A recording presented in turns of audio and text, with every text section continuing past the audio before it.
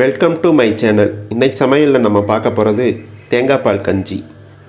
தேங்காய் பால் கஞ்சி உடம்புக்கு நல்லது, வயிற்று புண்ணுக்கு நல்லது. வயிற்றில் புண்ணு இருந்துச்சுன்னா இது சாப்பிட்டோம்னா கிளியர் ஆயிரும். இதுக்கு நாலே 4 இன்க்ரீடியன்ட்ஸ் தான்.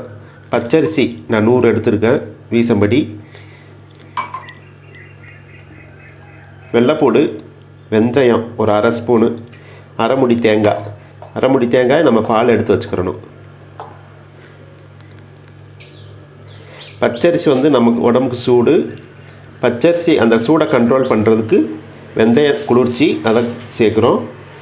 வெள்ளைப்பூடு கெட்ட கொழுப்பு கெட்ட நீரெல்லாம் வெளியேற்றிடும். அதுக்காக நம்ம வெள்ளைப்பூடு சேர்க்குறோம். வெள்ளைப்பூடு சேர்த்து நம்ம எல்லாத்தையும் மிக்ஸ் பண்ணி ஒன்றா போட்டு வேக வைக்கணும். வேக வச்சு ஒரு 3 to 4 விசில் வைக்கணும். 4 விசில் ஏன்னா கஞ்சியாக இருக்கிறதுனால நல்லா கொலைய வேகணும். வேக வச்சு எடுத்துகிட்டு நம்ம விசில் போன விட்டு நம்ம பால் மிக்ஸ் பண்ணி நான் உங்களுக்கு காமிக்கிறேன். இப்போ அடுப்பை பற்ற வச்சுட்டேன்.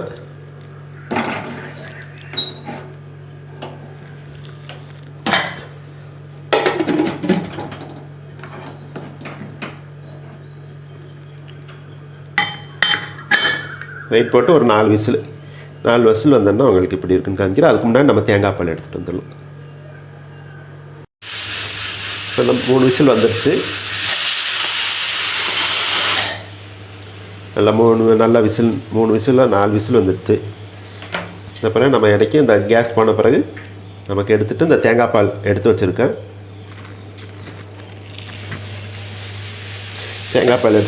இதை மிக்ஸ் பண்ணி ஒரு கொதிச்சோன்னா நம்ம இறக்கிடணும். உப்பு போட மறந்துடாதீங்க.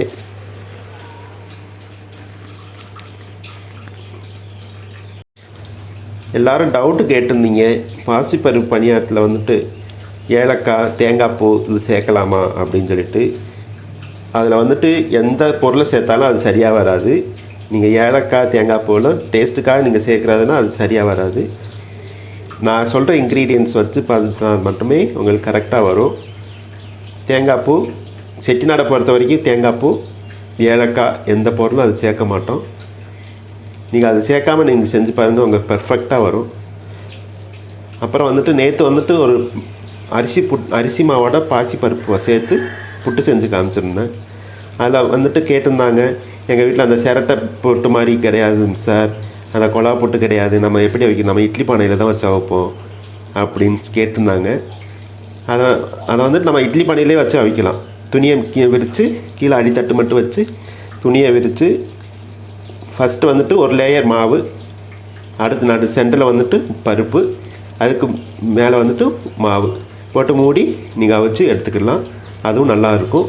அதில் தேங்காய் பூ போடக்கூடாது. தேங்காய் பூ போடாமல் அவிக்கணும். நீங்கள் அவிச்சு எடுத்த பிறகு நீங்கள் தேங்காய் பூ போட்டு நெய் ஊற்றி சீனியோ நாட்டு சர்க்கரையோ போட்டு மிக்ஸ் பண்ணி நீங்கள் சாப்பிட்டோம். அது நல்லா சுவையாக இருக்கும். கேட்டிருந்தாங்க, அதுக்கு நான் ரிப்ளை பண்ணுறேன். இந்த கேஸ் விசில்லாம் போயிடுச்சு, எடுத்து பார்ப்போம்.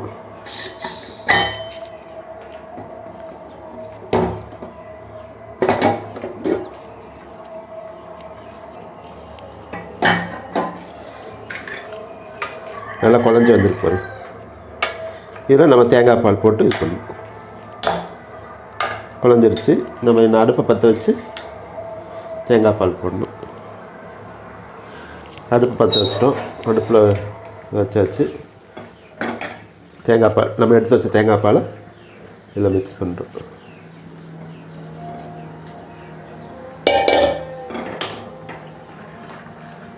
இன்னும் நம்ம உப்பு போட கிடையாது. நீங்கள் உப்பு போட மறந்துடாதீங்க.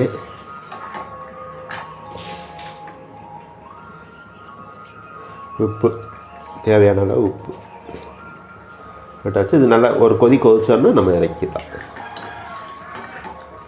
இது உடம்புக்கு நல்லது. வயிற்றில் இருக்கிற புண்ணு இதெல்லாம் ஆற்றிடும். வீக்லி ஒன்ஸு 15 நாளைக்கு ஒரு நாளைக்கு எப்படி நம்ம செஞ்சு சாப்பிட்டோம்னா வயிற்றில் இருக்கிற புண்ணு, அந்த கேஸ்ட்ரிக் இதெல்லாம் வராது. நம்ம அந்த அந்த தேங்காய் பால் சேர்க்குறதுனால கொஞ்சம் கேஸ் ஃபார்ம் ஆகும். அந்த கேஸ் ரிலீஸ் ஆகிறதுக்கு தான் நம்ம வெள்ளைப்பூடு சேர்க்குறோம். வெள்ளைப்பூடு நிறையா சேர்க்குறதுனால நமக்கு பிரச்சனையே கிடையாது.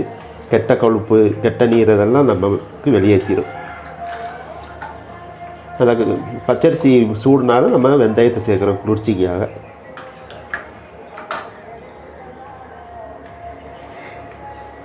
நல்லா கொதிச்சு வேகுது. அவ்வளோதான், ரெடி ஆயிடுச்சு. இந்த கண்டிஷனில் இந்த திக்னஸ் போதும். இந்த இதுக்கு நமக்கு துவையல் இதெல்லாம் நல்லாயிருக்கும் தொட்டுக்கிறதுக்கு. துவையல் பருப்பு துவையல் நல்லாயிருக்கும். ரெடி ஆகிடுச்சு, இறக்கிடலாம். ஸ்டவ் ஆஃப் பண்ணிடலாம். நீங்கள் சமையலில் எந்த டவுட்னாலும் எனக்கு கேளுங்க, நான் என்னால் முடிஞ்ச அளவுக்கு நான் கிளியர் பண்ணிடுவேன்.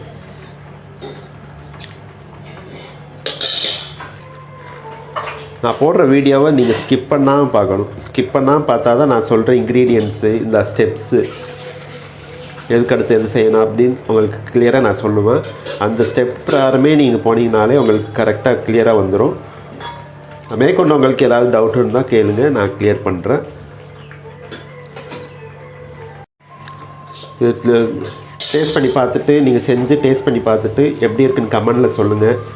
லைக் பண்ணுங்கள், சப்ஸ்கிரைப் பண்ண மறந்துடாதீங்க, பெல் பட்டனை கிளிக் பண்ணுங்கள். அதான் நான் எல்லாம் நம்ம கொடுக்குற நோட்டிஃபிகேஷன் எல்லாம் உங்களுக்கு உடனுக்குடனே கிடைக்கும்.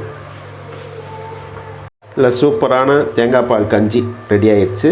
ஆவி பறக்க சுவையான தேங்காய் பால் கஞ்சி. இதை நீங்கள் செஞ்சு டேஸ்ட் பண்ணி பாருங்கள். ரொம்ப சுவையாக இருக்கும், உடம்புக்கு நல்லது, குழந்தைகளுக்கு நல்லது. சப்ஸ்கிரைப் பண்ண மறந்துடாதீங்க. அடுத்த வீடியோவில் சந்திக்கும் வரை உங்களிடம் விடைபெறும் லக்ஷ்மணன்.